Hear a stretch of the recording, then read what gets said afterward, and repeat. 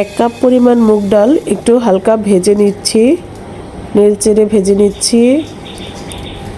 2 cup পরিমাণ চাল নিয়ে নিচ্ছি, ভাজা মুগ ডাল দিয়ে দিলাম। দিয়ে দিচ্ছি 1/2 কাপ মসুরির ডাল, ভালো করে ধুয়ে নিচ্ছি। ধোয়া হয়ে গেছে। দিয়ে দিচ্ছি শুকনো মরিচ, তেজপাতা, দিয়ে দিচ্ছি আস্ত জিরা, দিয়ে দিচ্ছি পেঁয়াজ কুচি, কাঁচামরিচ ফালি করে রেখেছিলাম সেটা দিয়ে দিচ্ছি, আদা কুচি দিয়ে দিলাম। দিয়ে দিচ্ছি ধনিয়া গুঁড়া 1 টেবিল চামচ, 1/2 টেবিল চামচ হলুদের গুঁড়া আর 1/2 টেবিল চামচ মরিচের গুঁড়া। দিয়ে দিচ্ছি স্বাদ মতো লবণ। এবার রান্না করার তেল দিয়ে দিচ্ছি, ভালো করে মেখে নিব হাত দিয়ে। ভালো করে মিশিয়ে নিলাম। এবার দিয়ে দিচ্ছি পরিমাণ মতো পানি।